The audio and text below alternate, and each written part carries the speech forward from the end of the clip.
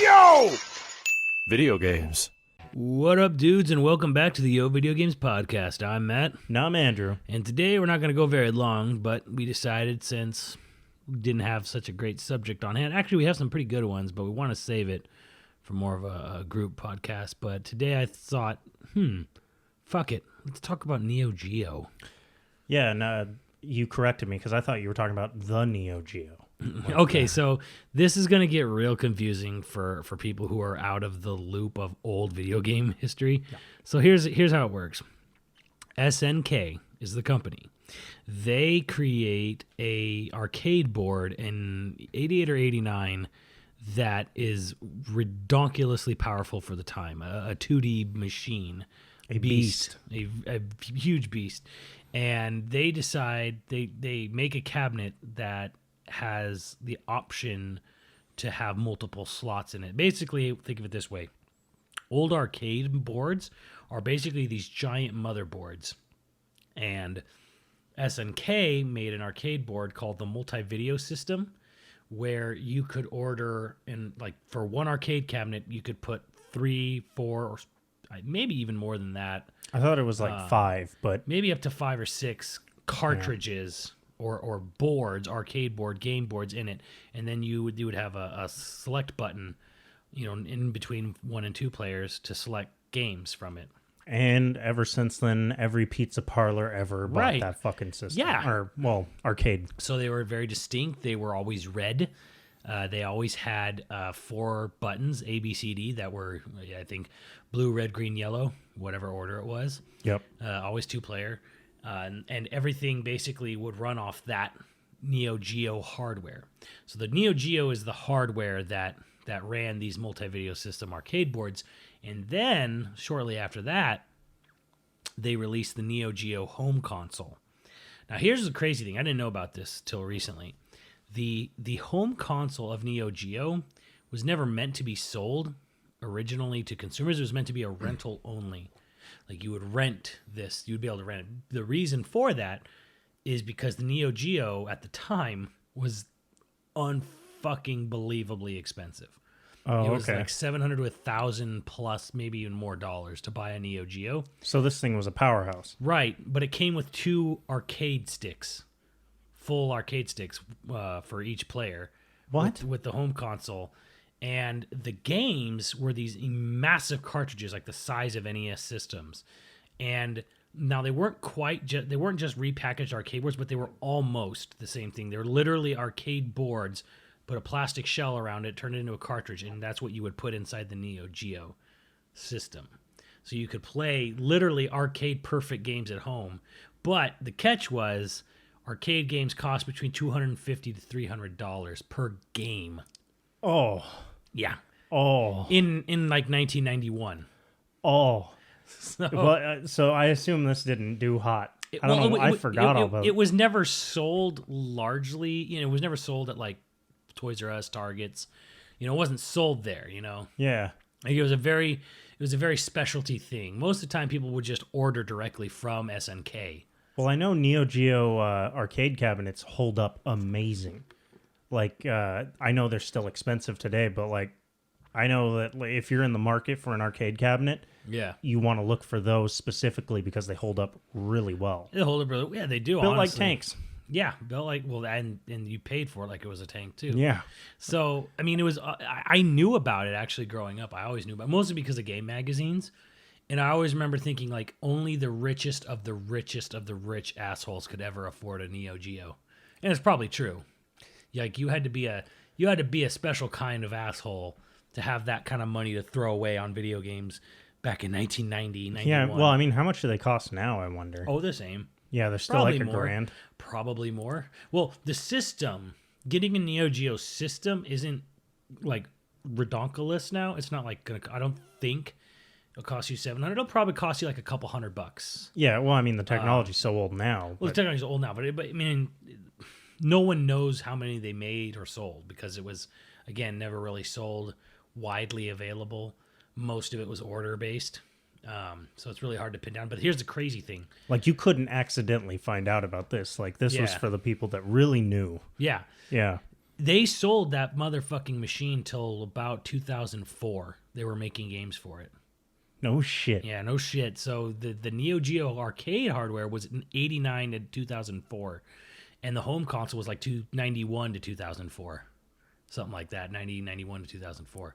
I don't know why, but that is super fucking cool. Yeah, it is super fucking cool. Now, it you gotta understand, because it was the same hardware from 89 to 2004. By 2004, the games looked, only okay. Like 1991 games. Right, right. Which was funny because we had a funny. Kenny and Steve are trying to turn it into a YoVideogames in joke about the backgrounds, because we were playing one of their last games they made, SNK vs. Capcom Chaos. Not a very good game, but we were like, those backgrounds are actually pretty good. Considering me and Max both agree that the backgrounds are actually, the art's pretty good on them, considering it's 89 hardware. Kenny and Steve just would not fucking accept it. Like, they just cannot accept that the graphics are good on them. They're haters. They're just total haters. Yeah.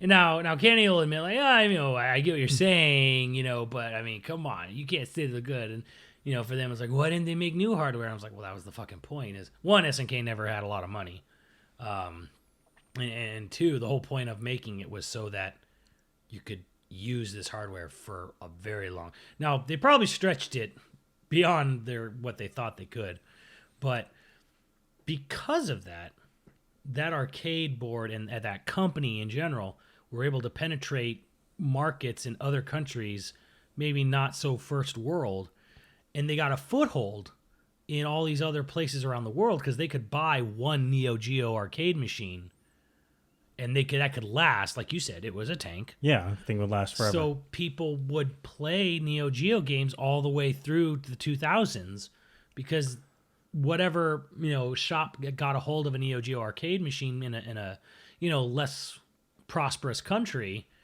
for lack of a better term, they could keep that there, and they could buy a new game for it and not have to worry about buying a new board or anything. It's just a cartridge, and they just stick it in. Oh yeah, the old machine. So it made an impact in a lot of like Central and South America because they didn't have to keep buying new hardware.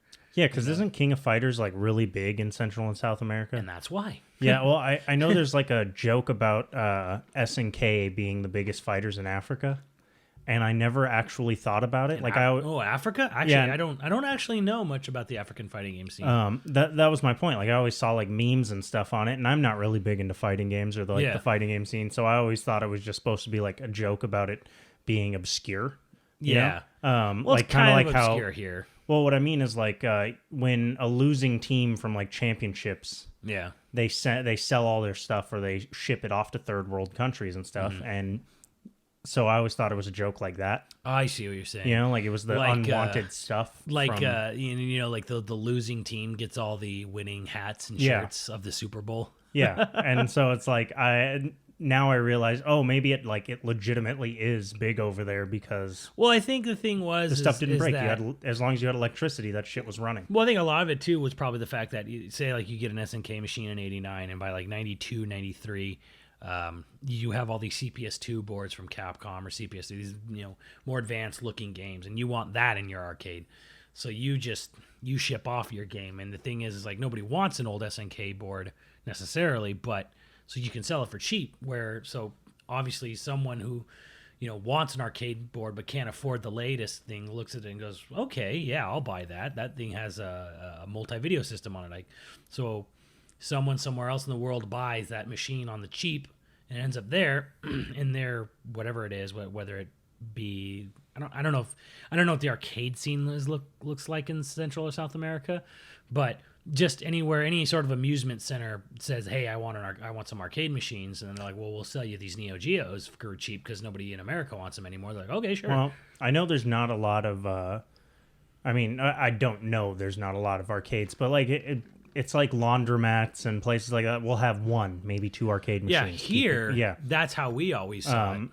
But for instance, the last time that I was out of the country, I was in Belize. Okay, and. We found out about like an ice cream parlor. Okay. Went over there and there was a bunch of arcade machines. It was just literally it looked like someone built a arcade out of the back of a house. Cool. And you walk in, and it's just like one long hallway of arcade machines up to this like counter that had ice cream, inside the counter and stuff, right? But it was like all hacked Xbox One games and stuff built into this machine, right? Except for SNK games, because there were Neo Geo, the red cabinets. There was like 2 or 3 of them in there. Yeah. And they were the only ones that looked pristine. The other ones looked like they were like literally soldered together and hacked to be Xbox One games. Like one system I remember, because like this kid came up and he was like, "Oh, I really want to play this game." Okay, so I went over there and like I gave him a quarter to play the game, and he hits it up and he like starts scrolling. He just holds the scroll button down. It's just like 1,000 games in this fucking thing. It's just, oh, that's the game you want to play? Okay, I think. I want to say like it had every single Xbox One, not Xbone, but like the first Xbox. Original, yeah. And like shitloads of arcade games hacked into it. One of Woolie's magic Xboxes. Yes. Yeah. Yeah, that would make sense. But yeah, so that's the last time that I really saw pristine SNK cabinets. Right. Outside of as a matter of fact, I didn't see nowhere else I've been have I really seen an arcade. I guess that would count as an arcade. Because there was a bunch of them. There was a ton of arcade cabinets. But really, it was an ice cream parlor. Yeah, so, I mean, that's how it sort of proliferated around the world. It was kind of a unique thing when you really think about it. Because, you with here, we're always at the sort of like arms race. It's always been like an arms race in America. More powerful, more games. Yeah. And the thing is nobody thought about convenience necessarily. Like everyone always wanted to have a new board, like a whole new system in there. It's so much better than the last one. We can make the graphics look even better. Well, SNK did that at first because when it first came out, Neo Geo was like enormously powerful, but they never changed the hardware much. They kept that hardware for years, decades even. Well, I mean, that's pretty fucking smart, really.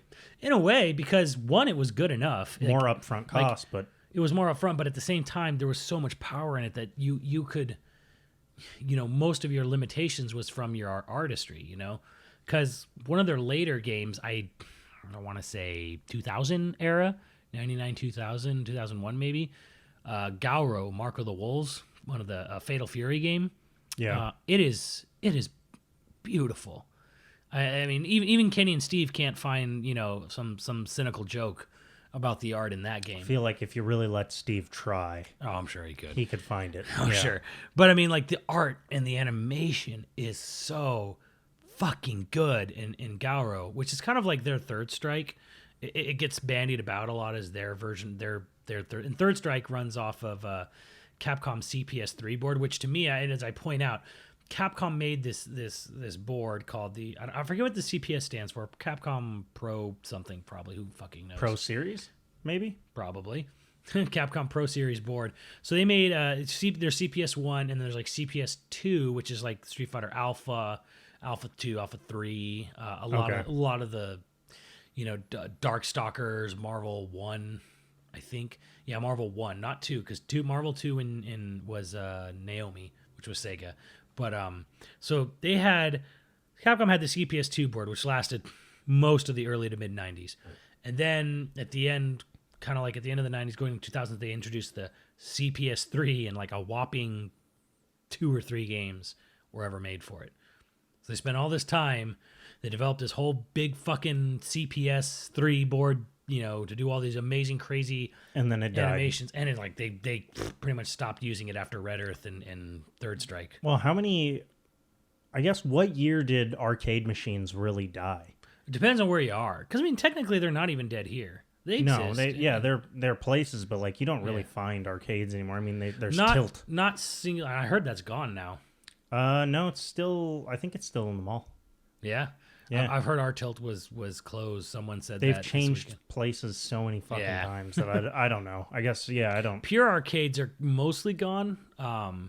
There's been an adaptation for the Survivors, where Barcades are a thing. Barcades are the Dave big and thing. Buster's is basically a barcade. It's like Yeah. a restaurant barcade. It's got a restaurant in the back that has a bunch of sports stuff, but basically it's buy drinks and go play games. Right. So that's kind of how arcades are sort of getting by right now in America. A huge problem is, and I found this out recently with LA, is that there is a long-standing bias against arcades. In fact, there's even like, I don't think it's a law, but it's basically they've finagled it so that you'll never get approval in LA to open up a straight arcade. What are we, Japan? Well, Japan likes arcades. Well, they do now, but it originally had to be the Yakuza that ran it, Right, Yeah. exactly. Until, of course, it became popular enough. Yeah. So the mafia is going to move in and run our arcade. The idea is that they think arcades just attract, druggies and drug sales and delinquents and yada yada. That is the mindset. And I've heard this from multiple people who've had arcades, who've lost arcades, who've tried to open new arcades. LA, you cannot open a new arcade in LA. Period. As someone that spent a pretty significant amount of time in arcades as a kid, not once did I ever see a drug deal or I think It's kind of interesting because I've never actually seen a drug deal go on in an arcade. Now and we live in fucking LA. Yeah. The only fucked up thing that I've ever seen happen, and I'm of course not going to name names, but we know the person that did this, he used to bang people in the back room rather than be at their job. So it was fucking impossible to get quarters. Right.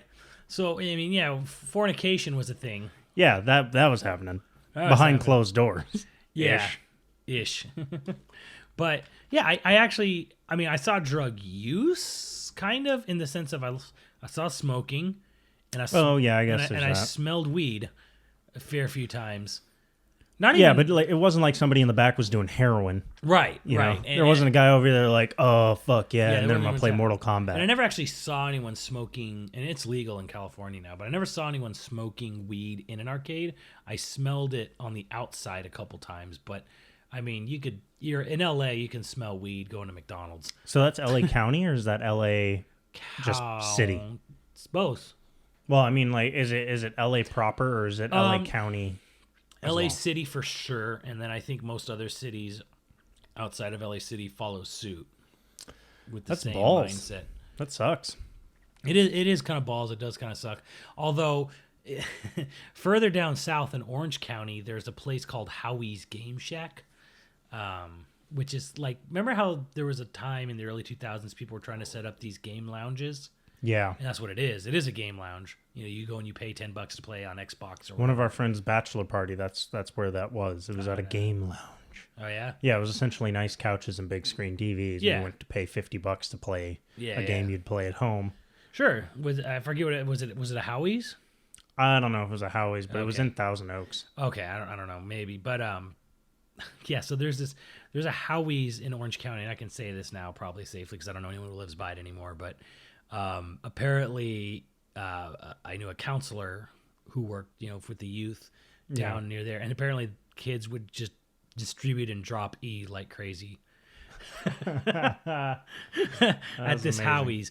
And the thing is that you think, oh, E and shit? Like, really? I'm like, well, it's Orange County, and the area is kind of nicer. Designer drugs, yeah. It's all designer drugs. They all get fucking lit up on E and LSD, and then they go and play fucking Xbox games. You know, on I've screen never TV. seen a person on E or LSD get violent. Well, actually, to be fair, LSD might make you violent, but Yeah. E, you just want to feel things. You just want as far as I know, yeah. Fuck. Most people want to fuck, yeah. So Like, or they'll get obsessed with one texture. yeah. Yeah, so you'll have a person hugging a wall and being like, "This is fucking amazing." Well, I'll bet there's a lot of fornication at Howie's. Probably. Those couches covered in cum. Now we're gonna get sued by them, aren't we? Now No. it's just that one particular location. So Yeah, I didn't know that there was a. Are those still around? I don't know. I still I see can't it imagine when that I shit's when I still drive by around. the freeway. I actually see the name up there still. So I don't know. But we're getting a little off track here. So, but like, anyway, the point of all I was making is like arcades are kind of in a weird state right here. But for other countries, the Neo Geo was able to prosper. And a lot of that because they didn't worry about the arms race so much because SNK just kept making games for years for the Neo Geo. Where, like I said, like Capcom and others, Yeah. they'd make like a brand new arcade board, put make 2 games on it, and then they decide to just say fuck it and quit. I wonder, if you could get enough cabinets together, I mean Neo Geo and older stuff plus newer stuff, like with a good location, I bet an arcade would still do fine. I think you could do. You just need a location that doesn't You suck. do need a good location. Yeah. The problem is, even if you found a location, like I said, like you're not going to be able to open it. Not here, not where we live. Really? No.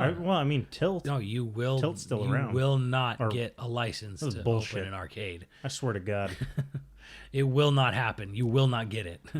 Sometimes I'm like, I hear people say like California, and I'm kind of like, But then right now, when you say things like that, I'm kind of like, God damn it, maybe they're right. A little bit. They're taking my guns in arcades. Yeah. It's bullshit. Next, they're gonna take my drug. Wait. Yeah. No, I don't we know. Actually, sorry, I forgot to say this earlier. Didn't Game World have a Neo Geo? You remember that one case when you first walk in? Like there was all the other believe cases, they did. but like there was that front case right at the front door Yeah. that had like the obscure shit nobody would buy because it was too expensive. Like it had a Virtual Boy, and I believe it with did. the Power Glove or I whatever. believe it did. There was also an interesting thing, sort of like just not as a footnote. The Neo Geo tried to make a break into the console market more heavily with something called the Neo Geo CD, where it would take the literal ROMs of the arcade and then put it on a CD so they could sell the game at $50, $50 a pop. And they had normal controllers for it. Okay. With weird little like analog instead of D-pad things. But problem was, again, didn't really catch on mainstream. And the other problem with the Neo Geo CD was that it was a 1-speed CD-ROM. What? Ouch. Wow. So the loading was forever. fucking Yeah. shit on it. My And in a fighting game, you don't want that. yeah. Do you think it would have done better if they would have still included fight sticks? No. No, because the loading was so fucking bad. The loading was ass, and yeah, Who probably. do you think the poor son of a bitch that found that out the hard way? So they had a thing in Japan called the Neo Geo CD-Z, which was the same fucking system but had a 2-speed CD-ROM in there. So it cut them in half, so that was nice. The problem was, by the time the Neo Geo CD was coming around, it's like Saturn and PlayStation weren't far behind, and who cares at that point? So That's fair. Yeah. that's the problem. Actually, if there's one thing I could say about Neo Geo that I think could have been a success, would have been a success if the company didn't basically change ownership, was the Neo Geo Pocket. You remember the Neo Geo Pocket Color? I do. Yeah, I remember it, but like I never got to own one or play on I one. have one. A fantastic fucking little system. No shit. It was many years ago. We got a call after from or maybe it was an email or whatever. Basically, someone found a warehouse full of unsold stock of Neo Geo Pocket Colors. So they gutted them and then put them and then sealed the Neo Geo Pocket. I guess they must have found a stock of the exact same thing. So what they did is they found a bunch of unsold systems and a stock of unsold games. And what they did is they gutted the boxes for them. And then they put them, remember in those like hermetically sealed, like clear plastic packages that you have to get like a big fucking Bowie knife to open? Yeah. So they would put a Neo Geo Pocket Color in there, and they put 6 games, and then like seal it in this like fucking plastic seal. And they shipped them to GameStop, and then GameStop was selling them.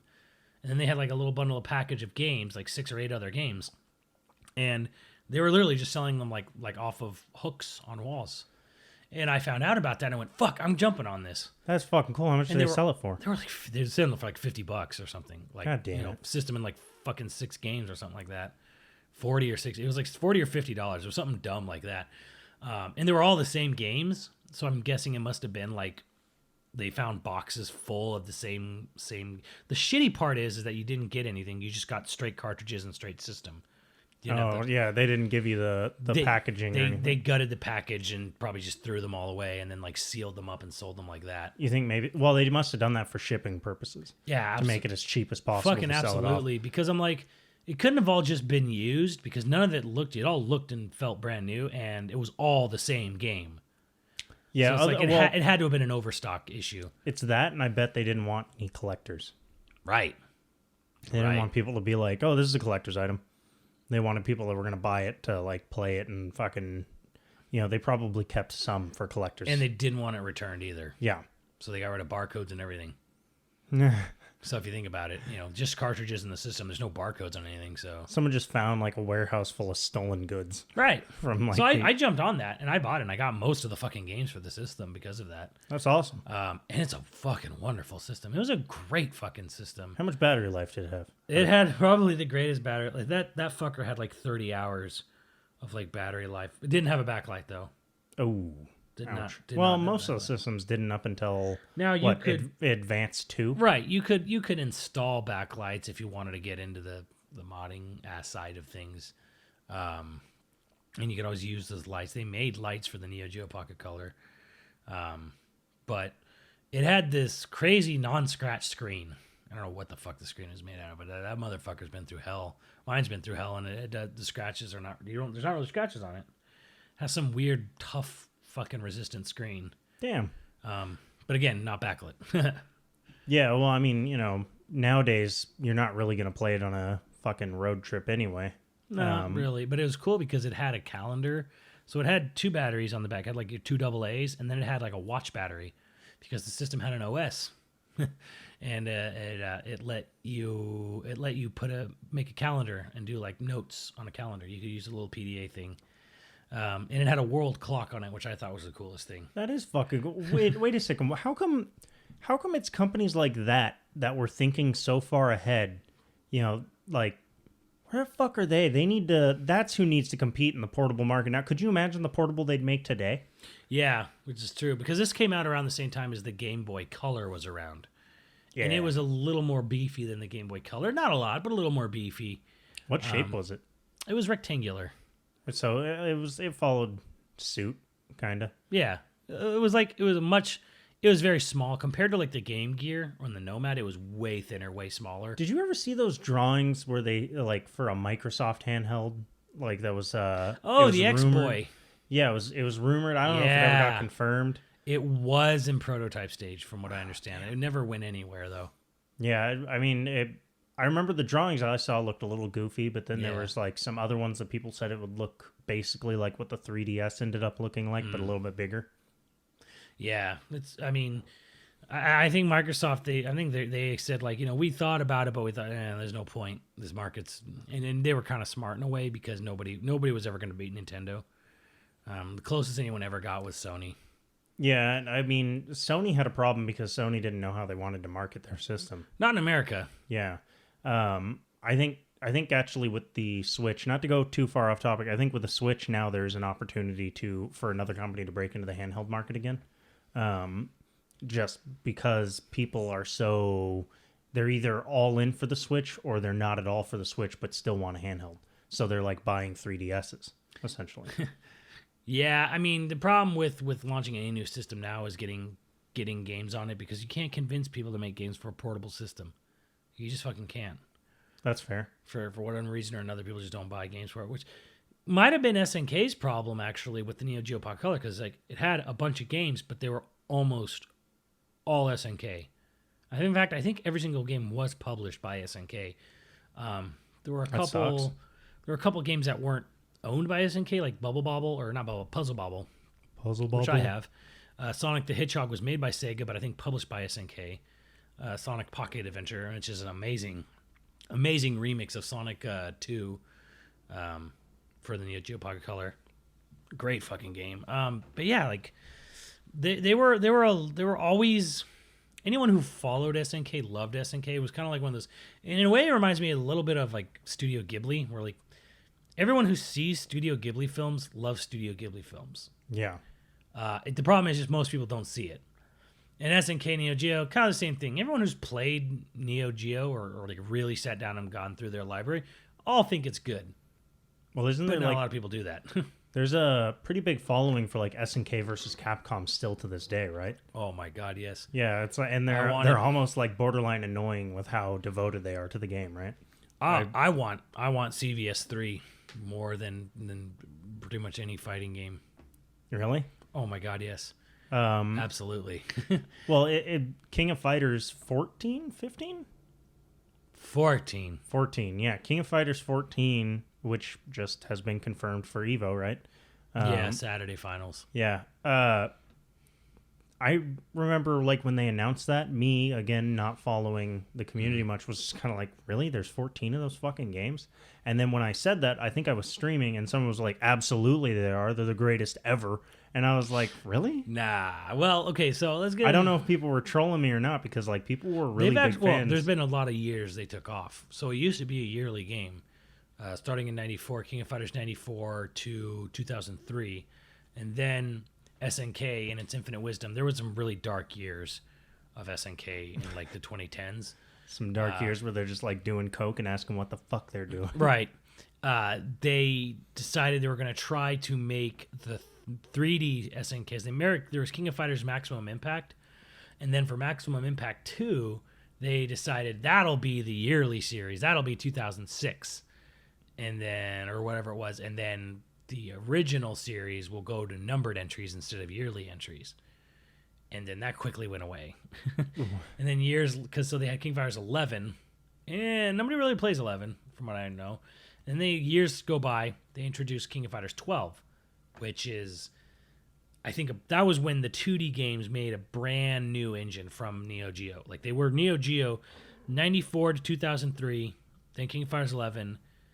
Maybe that was Atmoswave. No, I think King of Fighters 11 was Atmoswave. So King of Fighters 94 to 2003 all ran off Neo Geo. Okay. Then they did Atmoswave for one game, and then years later they came back on 360. King of Fighters 12 and 13, which was brand new. That looks really good. And then 14 came out last year after more years off.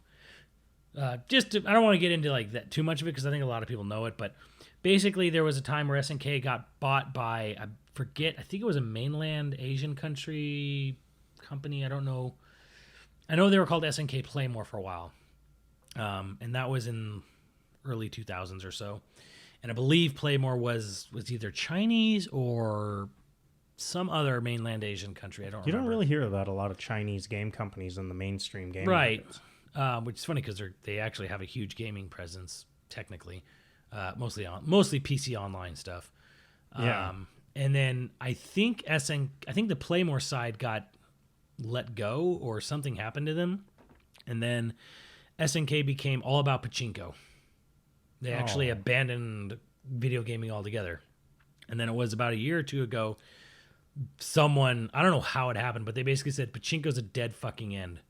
They said, we're not making any fucking money on pachinko. And Konami's got the market cornered. Yeah, right. And they literally said, we're done with pachinko. We're not making, and they closed the pachinko branch. Damn. And they basically restarted themselves completely.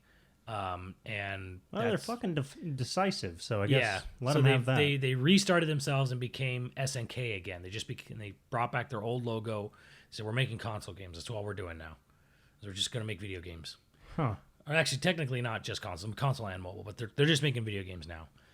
Which is King of Fighters 14 was their big step back. And as a side note, I should point out that one of the longest standing Capcom designers, fighting game designers, Neo G, interestingly enough.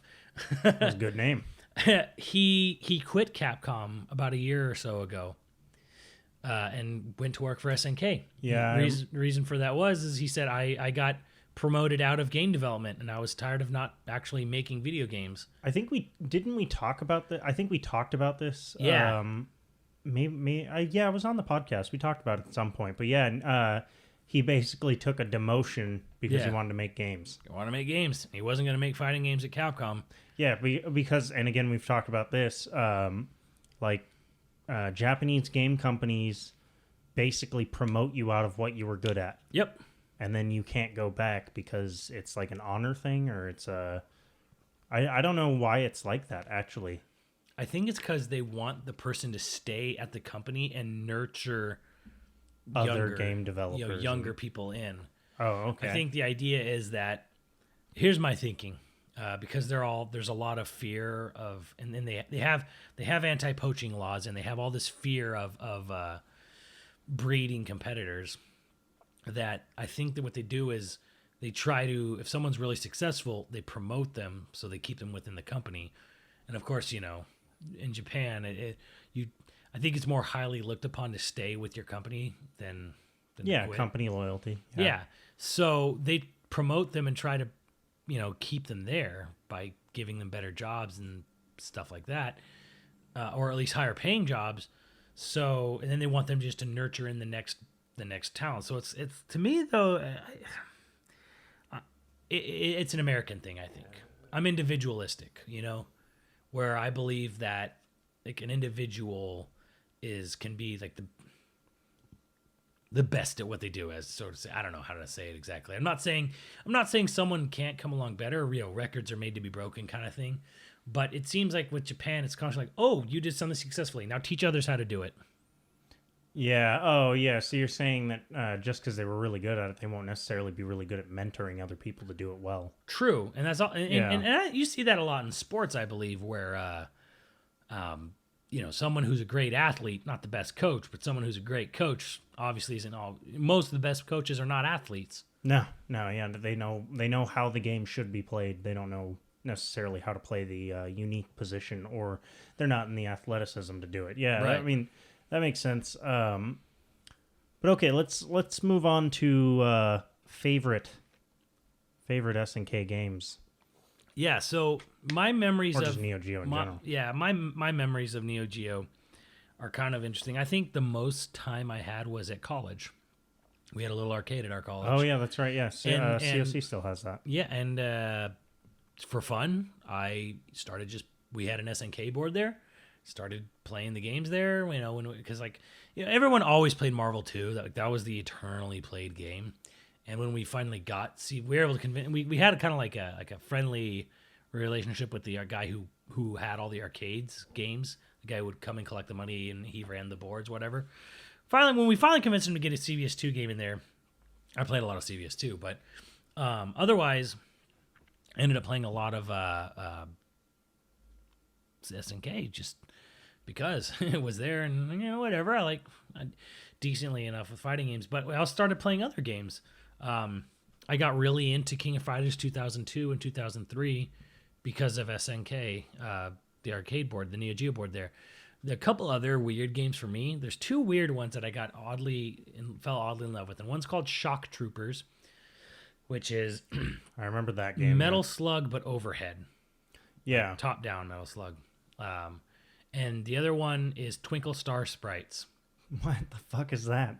That is a versus shmup, vertical shooter. So take something like, not Galaga, but obviously way more fast paced, like super like bullet helly, right? Oh, okay, yeah, I get what you're saying.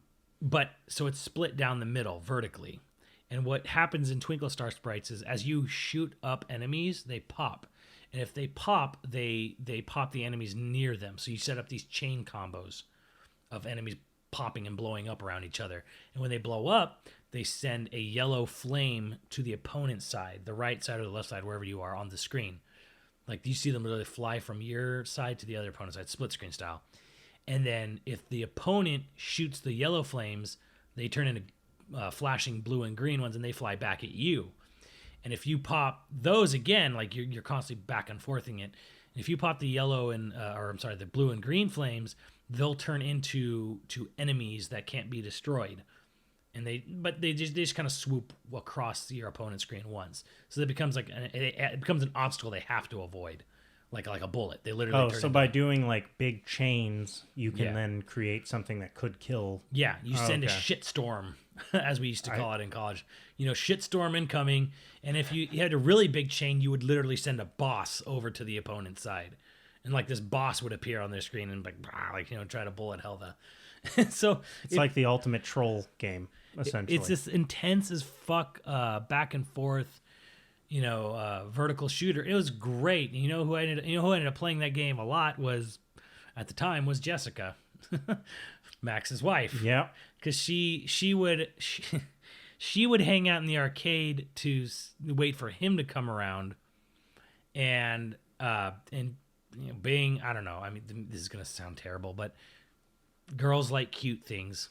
I don't know, whatever. It's got a cute name. Not all girls do. I mean, I used to know a girl who hated cute things, but girls generally like cute things. So she would play the cute Twinkle Star Sprites game, And annihilate at it. And she get pretty good at it. You know, that became like one of her, favorite games. And I liked it. I played it as a troll.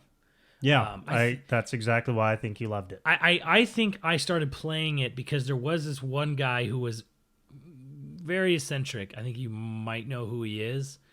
Won't name names. Oh, okay. He was mildly eccentric, and he was a big SNK champion.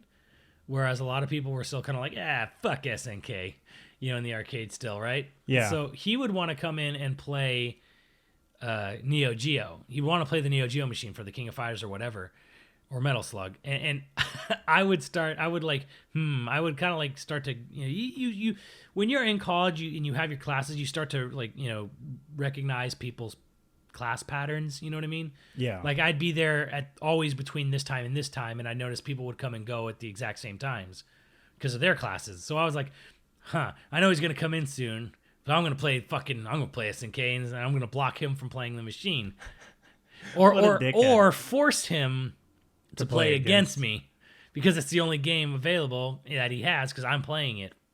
So he would have to engage me in the game. And he actually didn't mind it, actually. It turns out, like, he got into the game, too. But I started playing the game as a fucking troll.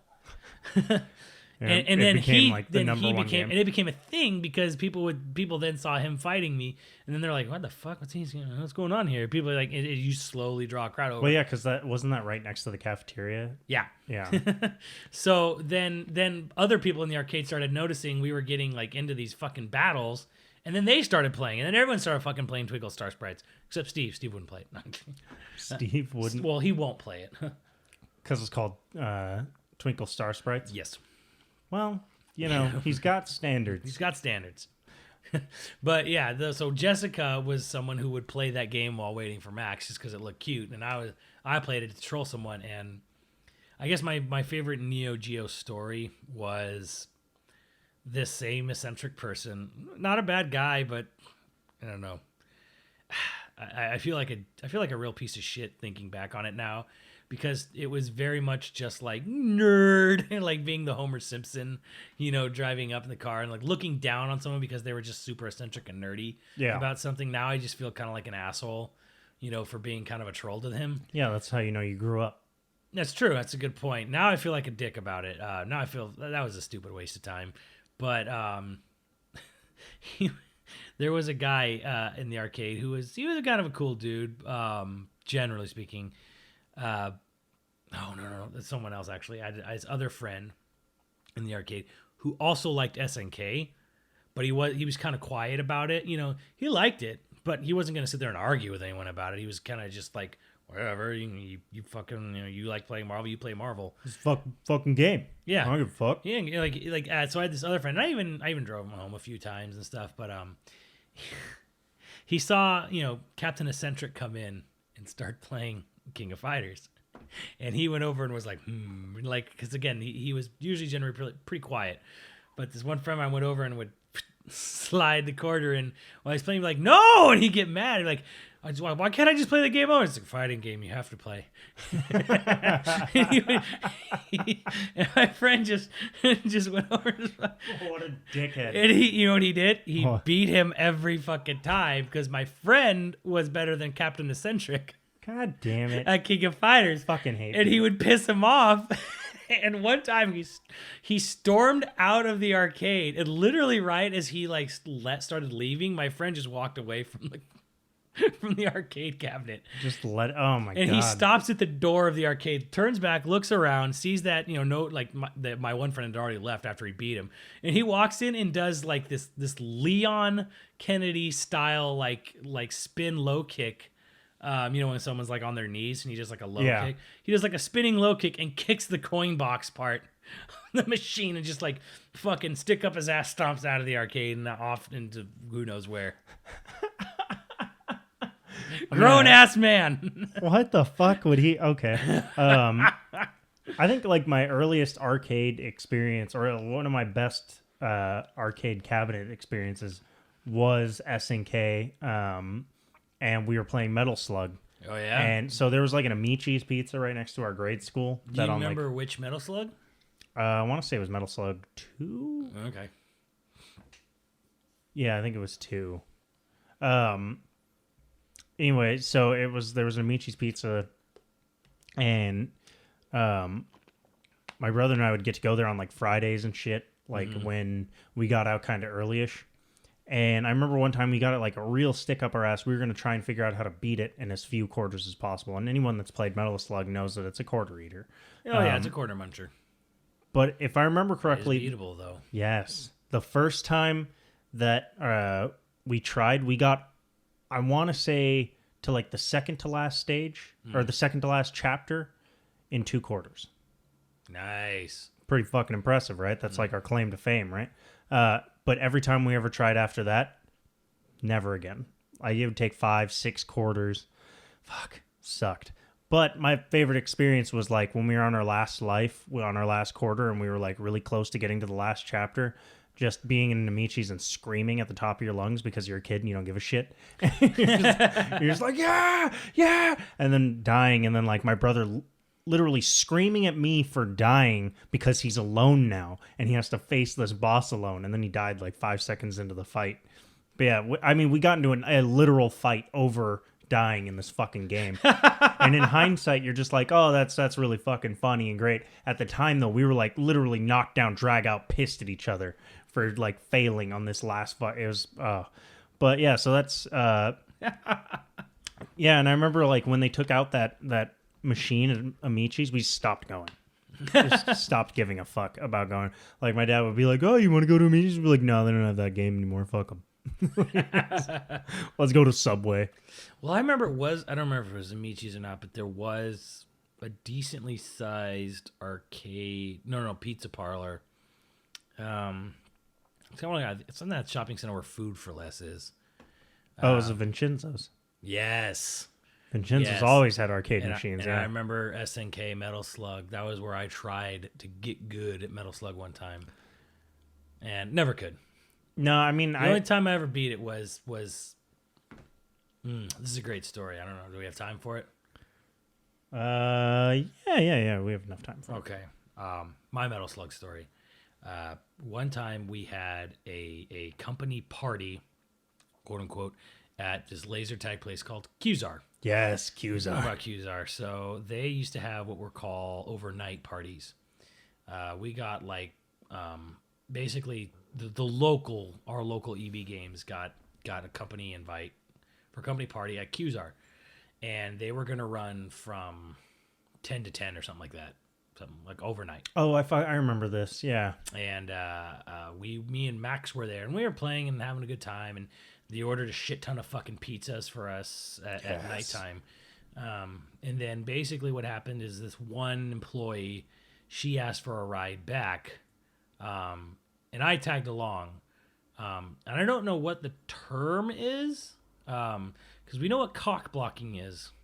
Yeah. But what's the opposite called? Well, I've heard a couple of them. None of them are particularly nice. Pussy plugging? Pussy plugging. So I was a pussy plug for Max, whether he realized it or not. Wait. You cock blocked Max, or you pussy plugged her? I pussy plugged her. Maybe Max knew it, and maybe he didn't. Because there was this girl who was kind of like, except for me, which I understand so bad. Which I understand. This girl was at the time hitting on every fucking employee in EB Games but me. Oh, which I'm totally fine with. I understand from a visual standpoint why she never came on to me, but I did not fucking like her anyways, and that was before I found out she was a slut. Which is I actually don't care. And in hindsight, like, you know, if she wanted to sleep around, that's her business. There's nothing wrong with that at all. It's never bothered me. I don't give a shit about it at all. No, yeah. In hindsight, I didn't like her for other reasons. I thought her attitude was she was a douchebag. She was a douchebag. Yeah, she was. But she was always like trying to grind up on the other employees and shit and make it uncomfortable. And I knew Max was not comfortable with it at all. But she wanted a ride home from him. So guess what? I hopped in the back. Oh, yeah. Amazing. Amazing, as Sonic Colors would say. So we had to drive her home, and she lived in the middle of fucking nowhere. Her home was probably the set for Hills Have Eyes. It was like so far out in the middle of the fucking desert, like on a dirt road. But anyways, we drive her ass back. And then as we're driving back to the fucking freeway, from going off into the dirt for God knows how long, so she could fucking like fuck Max and eat him like a praying mantis or something. Murder him in his sleep. But I saved him. In his post-coital sleep. I fucking saved him, He had a date with Destiny with Jessica, and I was not going to let this fucking hussy get in the way. Yeah, and that's why you carry a torch on you at all times. Back, demon. Back, demon. So anyways, as we get back to the fucking freeway after fucking taking this woman home for fucking hours, and the whole time in my mind, it didn't occur to me like what she was doing. And then, until way later, and I was thinking like, why the fuck is she here? She doesn't care about anything, whatever. We get back to the freeway, and I'm like, Max, like, you want to go back? Like, you want to go back to Qzar? Yeah, let's go back to Qzar. It's like 3 a.m. or something, or whatever it was. We're like, let's go back to Qzar. So we go back to fucking Qzar, the laser tag place, even though we've been gone for like hour and a half, 2 hours. And then we play a couple lights out games, which was totally illegal, but we did it anyways, where they shut all the lights off in the arena. Oh, wow, yeah, that is illegal as fuck. Yeah, it was great. I remember Laser Power got fined for that. Yeah, well, Qzar's gone, so it doesn't matter. Yeah, that's fair. But anyways, after we got out, everything was still on free play. I should have mentioned that before. Every arcade game was on free play in the laser tag place. It's amazing. I party. love free play. So you know what I did is I looked over and I said, I'm going to fucking beat Metal Slug 3. So me and I think there was like 2 other kids who'd been staying up there the whole fucking night. I don't know how they got there, because I think it was multiple people who got invited. It wasn't just EB Games. Oh, okay, cool. So me and like these 2 other kids at 5:30 in the morning sat down and because we had free play, and we beat Metal Slug 3 just to see if there even was a fucking ending to the game, because we weren't really sure.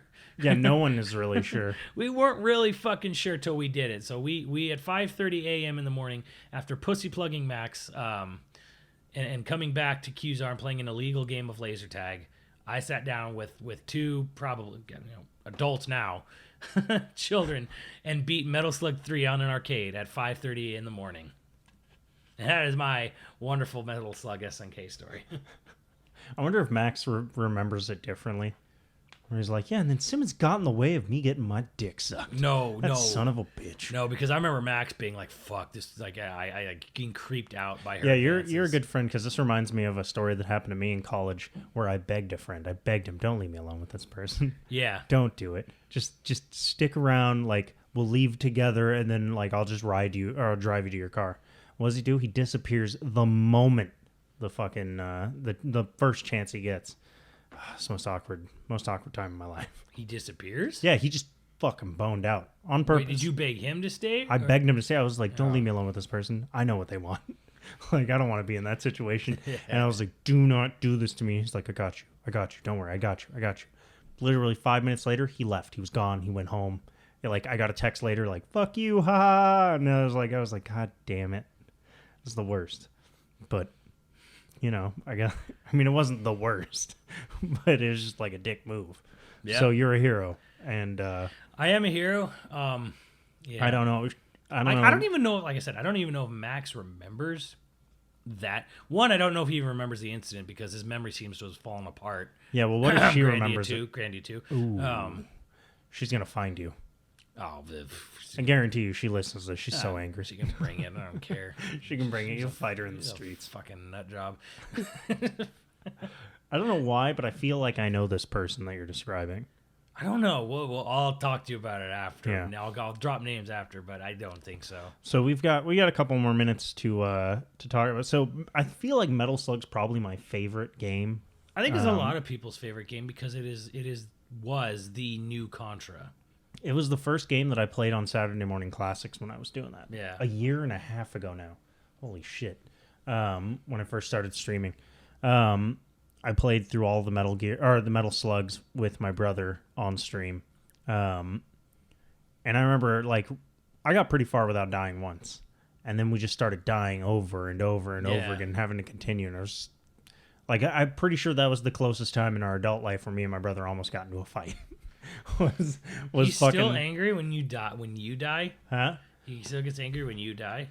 Yeah, because we had unlimited continues on. Like we were just fucking playing through it, but we were still getting fucking raged at this game. And, it's built to do this. Like, that's what it's supposed to fucking do. But, you know how, like, when you play an old school game from your childhood, you end up getting, like, transported back to that mind frame where, like, you're going to fucking do this. Yeah. And so you get locked into it. Like, a minute afterward, we're not mad anymore. But, like, at the time, you're like, pick it the fuck up, loser. Like, you're really not pulling the slack here. Yeah. That kind of an argument. But the only other game that I think ever made us that angry was Shinobi. But that's not an SNK game. On Genesis or on PS2? On Genesis. Fucking game is so hard. Shinobi's fucking hard. It is so goddamn hard. There's no reason for it to be that hard. It's just so fucking hard. And it's when people are all like, oh, yeah, no, Tenchu was really hard. Get the fuck out of here. You don't know what a hard ninja game is. You don't know what a hard ninja game is until you've played Shinobi. I remember recently we were playing the Genesis collection, played Shinobi 3, and Max was blown away by how cool the game was. Yeah. And I'm like, oh yeah, Shinobi's really cool, but really fucking hard. Really fucking hard. Like, you just die. Whatever. I'm trying to think of other SNK games that like I really, really loved. Everyone kind of seems to have some point of playing Samurai Showdown. I actually did not play Samurai Showdown. I saw it all the time, but I never played it. Yeah, that was a fighting game, right? Yeah, it was fun. I never played it. Not till recently. Like recently, like about I don't know, however many months ago, we did like a look back at all the Samurai Showdown games on stream. That was the first time playing most of the games myself. I didn't even remember it. It would have been cool because there was a pizza parlor called like Davy's Pizza Cave or something. Dave's Pizza Cave in Frasier Park. Huh. Near where Max grew up. Yeah, where we shot... I think you were there with us. Yeah, we shot Predator. Yeah. And we came back, and there was a Samurai Showdown 2 machine in there. And it was the same fucking machine from when Max was a kid. Yep. Yeah, I remember that, because like, he insisted we go to this pizza place. We sat down, and he was like, that's the same machine. Yeah, I remember. And there was like a bunch of bikers in there, too. Yeah, and they gave us their leftovers. Yeah. Because at first when we walked in, remember, it was kind of like awkward. We thought they were glaring at us, and then all of a sudden they just come over and they're like, hey, we're not going to eat this. You want it? It's just like basically 3/4 of a pizza or some shit. Yes, I do want that. Thank you, sir. Don't wait for me in the parking lot. Yeah. Yeah, I remember that. That was funny as hell. So that's, if Max were here, that'd probably be his SNK story was about that Samurai Showdown machine growing up. But yeah, because that was the only thing to do in fucking Frasier Park growing up. It was like that or drugs, and Max was like the one person he knew that didn't do drugs. Yeah. Yeah. Do you remember all the fucked up stories that came out of Frasier Park? I mean, he told us some really messed up ones. The thing is, I right before their lives went in all kind of different directions. Another story time. 2001. I might have told this before, but 2001 was my first anime expo. But E3 was my first kind of business trade show, and then right after that, 2 months later, was Anime Expo, my first convention. Isn't that where you met Mike? I met Mike at the same convention, but in Anaheim in 2004. Oh, okay. So I rode my bike to the mall, chained it up, got picked up by Max in his car with 2 of his Frasier Park friends.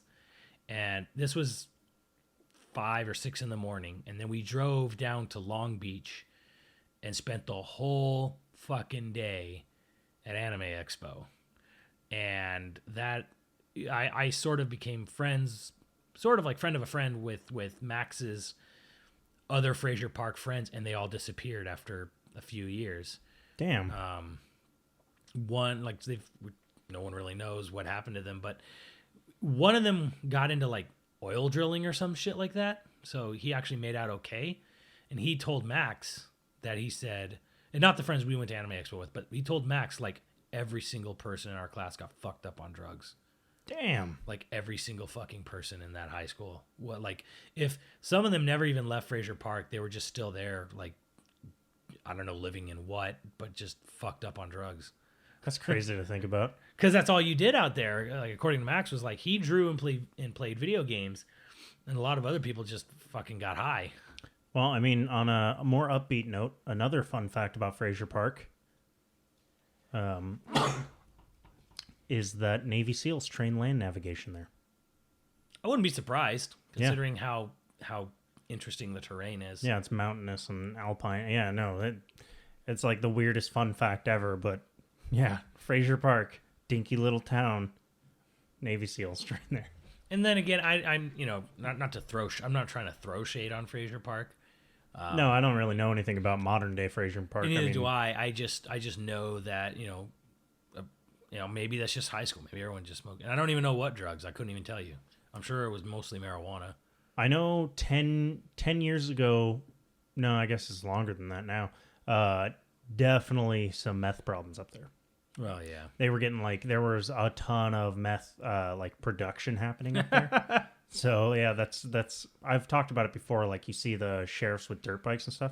That's initially why they bought dirt bikes. Oh no shit! Was to go out into the mountains of Frasier Park and find these places because they'd bury storage containers and make a meth house inside of it that they'd climb a ladder down into and shit. So there you go. You really do love Breaking Bad. I don't love Breaking Bad. I thought you loved that show. Well, I love the show, but I mean, I don't really love it. I'm not saying oh, I fucking love that show. You say that, and I'm just reminded of the episodes I have seen of Breaking Bad.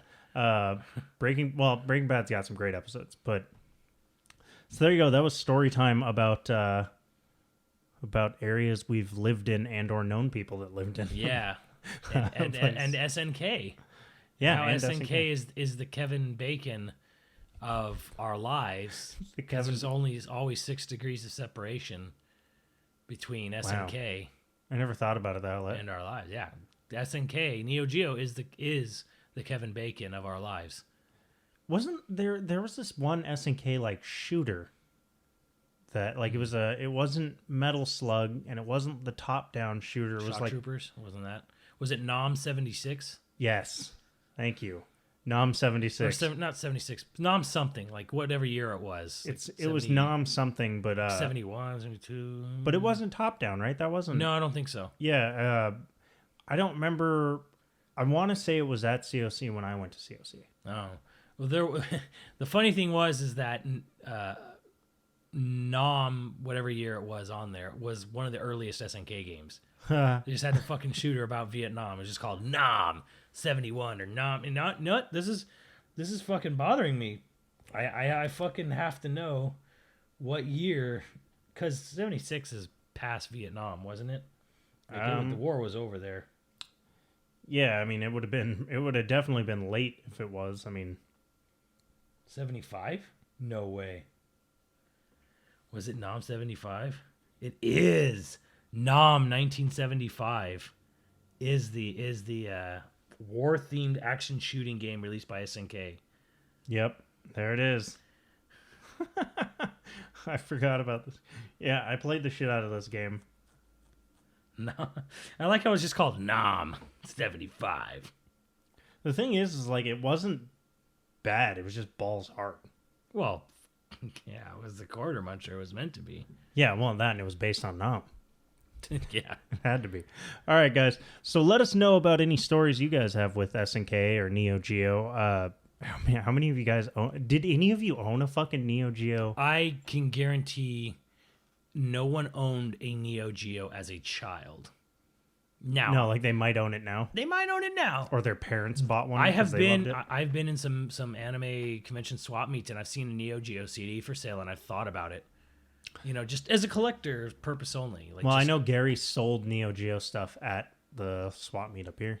Oh no shit! Way back when, yeah. Because I remember Rodney being annoyed with him for selling it at the swap meet. But yeah, I would. And you know what? And the greatest thing of all, you know what else is a Neo Geo game? What?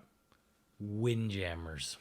Oh yeah, we didn't even talk about Windjammers and how it's going to dominate Evo this year. Windjammers deserves its own tournament podcast, whatever. What if we just set up an impromptu Windjammers tournament, and the only deal is I don't know, we'd have to find a location, but we do it. But you have to come dressed in proper attire for Windjamming.